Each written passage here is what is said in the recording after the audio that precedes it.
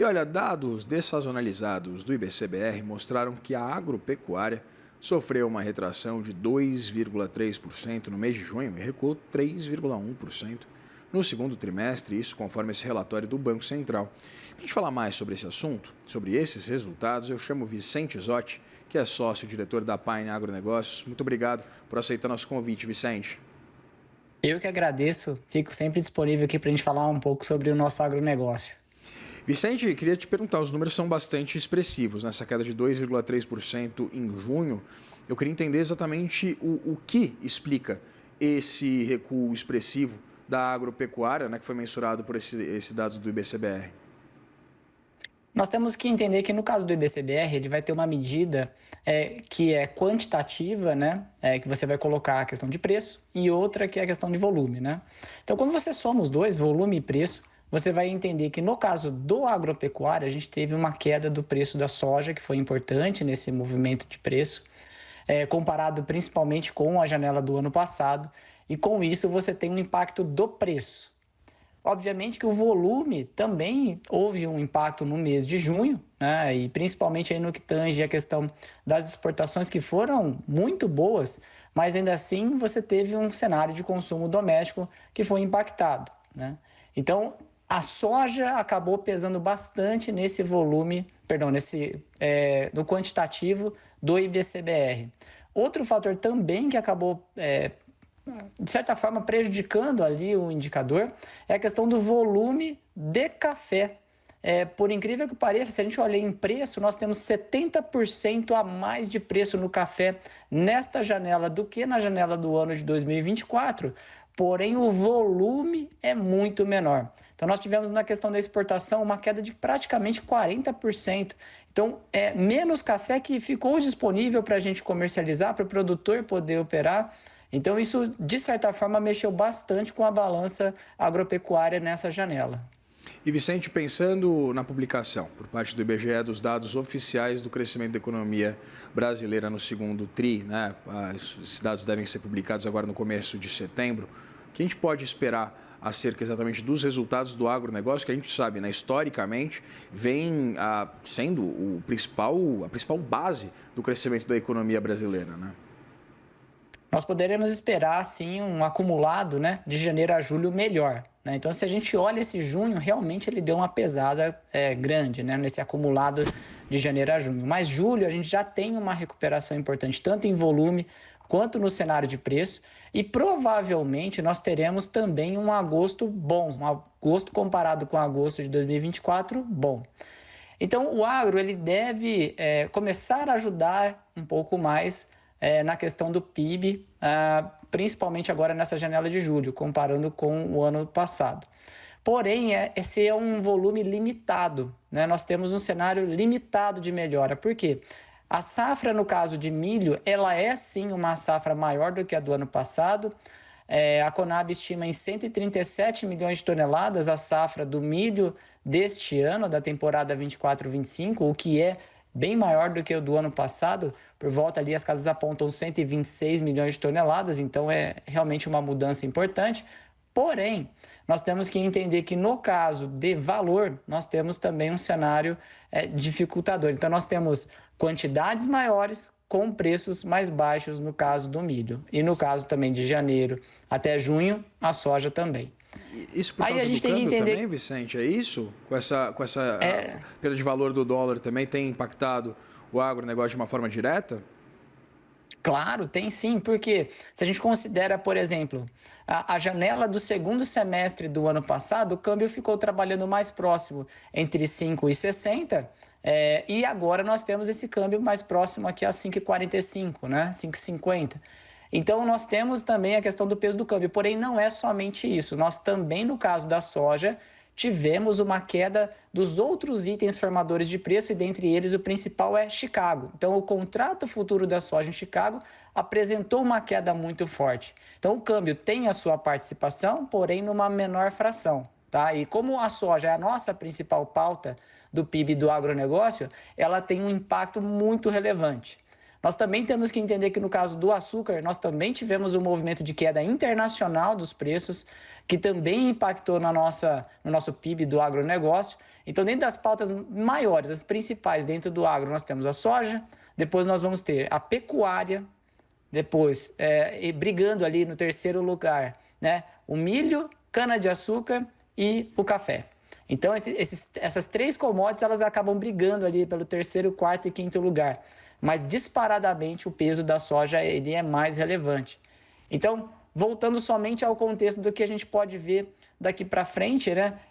A gente pode ver o preço da soja tendo ainda assim uma situação de lateralização, o que vai fazer com que os meses de julho e agosto sejam melhores pelo lado do volume, não pelo lado do preço.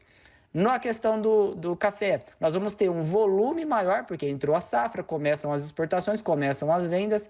E no caso do milho, por ser uma safra maior, nós vamos ter um apoio também no segundo semestre. Porém, não é, como eu ia comentando, aquela grande mudança de contexto, porque o grande volume do PIB do agro é da soja. A soja tem a colheita ocorrendo a partir do mês de janeiro, que tem o seu pico no mês de março.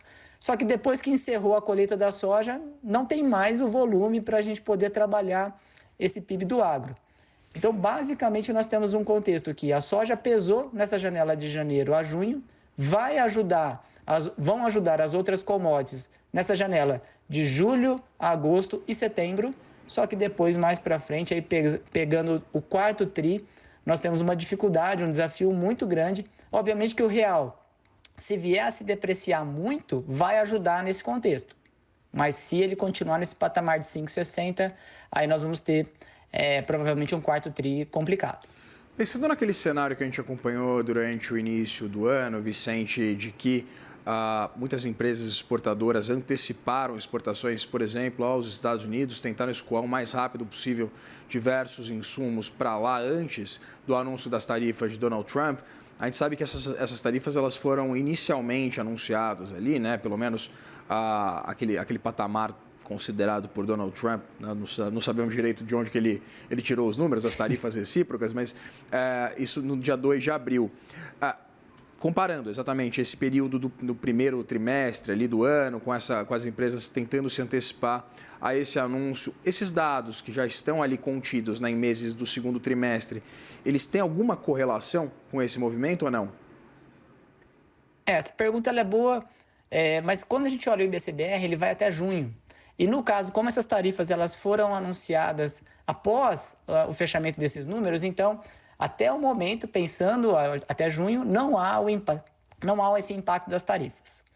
Sobre as commodities, né, vamos falar principalmente sobre a questão agropecuária, que foi aonde o IBCBR apontou um nível de queda mais relevante. Nós não exportamos soja para os Estados Unidos, nós não exportamos milho para os Estados Unidos. A commodity que ainda ficou com a tarifa e que pode ser impactada, sim, para o contexto de balança e também pelo lado do PIB, é o café. Então, o café ele tem hoje a tarifa, vamos colocar a tarifa base, né, de 10%, e depois a gente teve a tarifa adicional de 40%. Então, o café hoje ele é tarifado em 50%. Quando a gente começa a olhar os dados de certificação para exportações, a gente já vê uma queda, segundo dados do Secafé, próximo a 30% comparado com o mês de julho. Isso não é natural. O natural seria agosto ter uma exportação e uma certificação maior do que o mês de julho, porque agora nós estamos na sazonalidade de exportação. Então, agosto é maior que julho, setembro maior que agosto, outubro maior que setembro. Esse seria o processo natural das exportações. Então, daqui para frente, o contexto americano referente às tarifas está pesando sobre o cenário do café. Isso a gente já pode acompanhar através desses dados agora de agosto. A outra commodity que também não entrou na lista de exceção e que foi tarifada, que tem peso, é o bovino, a carne, né? Então, a gente também tem esse lado que vai pesar, mas é agora, a partir desse mês de agosto. Por hora, a gente não vê nesses dados passados, como a gente comentou, o impacto das tarifas. Vicente, a gente acompanhou a publicação por parte do governo federal dos ditames da oferta da abertura das linhas de crédito, né, vinculadas ao Plano Safra, com a montante ali de 516 bilhões de reais. destinados à agricultura empresarial. Queria entender, né, se esse Plano Safra 25-26 ele é suficiente. O setor ele considera que esse plano ele abarca essas novas realidades e os desafios que a gente tem apontado, que foi evidentemente mensurado agora pelo IBCBR. Vamos assim separar em duas situações, né? Primeiro é o Plano Safra, que ele foi anunciado no mês de julho e que já tem as suas linhas de crédito liberadas, que foi antes dessa questão das tarifas, então ele não compreendia o cenário atual. Por isso que depois o governo está tentando agora implementar uma nova linha de crédito para os exportadores que foram, né, impactados por essa questão das tarifas. Então vamos separar, a sua pergunta ela foi em linha com o Plano Safra, se ele era suficiente para o cenário atual. E aqui eu preciso considerar o seguinte, que o valor liberado de 520 bilhões de reais, se não me engano, ele é maior do que o Plano Safra anterior, porém, ele é menor do que a inflação no período e nós temos que olhar dentro do Plano Safra uma linha chamada subvenção. A subvenção é o quanto de juros o governo realmente vai subsidiar com base do Plano Safra. Então, o Plano Safra ele é anunciado, por exemplo, para 3 linhas, vamos colocar assim, 3 grandes linhas de pessoas que podem adotar esse crédito, que é o Pronaf, que seria agricultura familiar, o Pronamp, que seria agricultores médios, e os demais, que seriam grandes produtores. O grande volume de crédito não está no Pronaf, o grande volume de crédito está no demais. Esse demais, nesse ano, praticamente, a taxa de juros virou taxa de juros de mercado. Então, os bancos estão com uma grande dificuldade, vamos colocar assim, de liberação de crédito para esses produtores maiores. E é aí que pesa a conta, porque é esse produtor grande que acaba tendo um nível de alavancagem maior. Apesar dele pagar os juros de mercado, ele precisa de crédito para poder rodar a sua operação devido ao próprio descasamento de caixa. Ele compra agora, vai plantar em 2025, final de ano, vai colher em 2026, só daí ele vai ter receita para pagar a amortização do principal mais os juros. Então, o Plano Safra para essa linha de produtores, os produtores médios e grandes, realmente é insuficiente. Nós temos um problema grande de uma possibilidade de aumento do endividamento desses produtores. Então, o Plano Safra não é suficiente nesse momento. Então, para o Pronaf, ok, vai atender, mas é uma linha de 80 bilhões de reais, então é muito restrito, é insuficiente para rodar o nosso agronegócio e aquilo que realmente tem volume, infelizmente, a gente vai ter que adotar praticamente juros de mercado. Conversei aqui com Vicente Zotti, que é sócio-diretor da Pine Agronegócios. Agradeço muito pela disponibilidade para essa conversa, Vicente. Eu que agradeço, fico sempre à disposição. Nós também. Abração.